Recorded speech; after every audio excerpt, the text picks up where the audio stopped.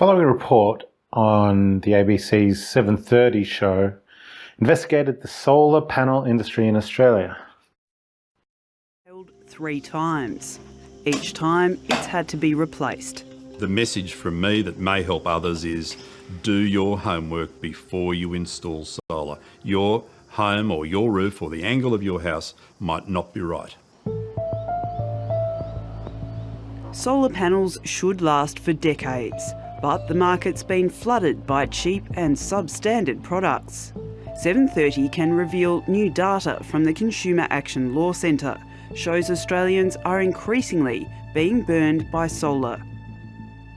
At least 700 solar companies have gone out of business in the last 8 years, and it's left an estimated 650,000 consumers as so-called solar.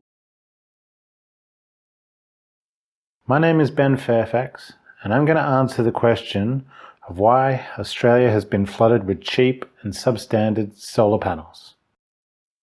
The average cost for solar panels in 1977 was $77 per watt. That has fallen gradually, and from 1989 to 2007, the price per watt hovered steadily around the $4 to $5 mark. But in 2008, the price dropped by over 50%. What caused this huge drop? The answer can't be attributed to a technological breakthrough in manufacturing techniques.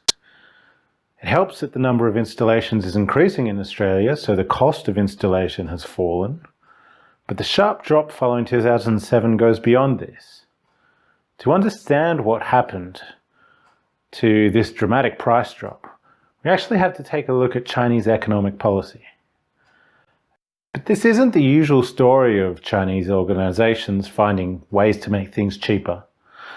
This isn't normal market factors. Instead, the Chinese government introduced fiscal policies to encourage growth in a dormant photovoltaic manufacturing industry.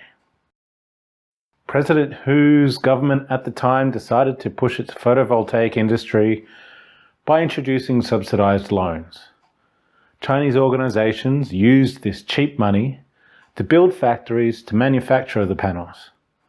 New build after new build, combined with these policies, with the country's already low labour costs, as well as lower industrial standards, and you've got yourself a whole lot of solar panels being manufactured. China emerges as the leading manufacturer of solar panels in the world. In 2001, the country was responsible for less than 1% of the world market.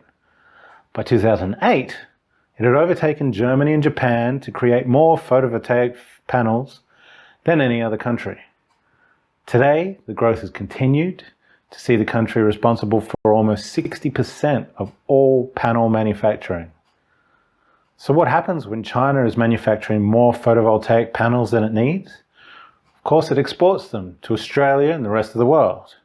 The US and EU governments weren't too thrilled, deciding that companies were benefiting too much from these Chinese subsidies.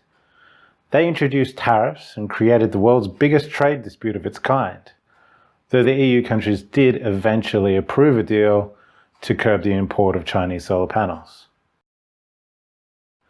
In Australia, though, solar panels are being imported in higher and higher numbers. And what is that going to do to the price? Well, the Chinese government has given these companies cheap money, so they're able to accept a much lower price for their panels.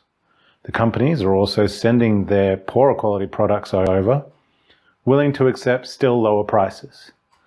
We also have a surplus of panels, further driving the price down as companies in Australia try to offload excess stock. Let's now look at it through a microeconomic lens.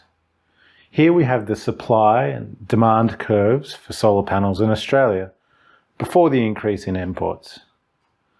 We have the supply demand here. Where they cross over is the equilibrium, the number of panels demanded at Q1 and the price, P1, that is acceptable to them.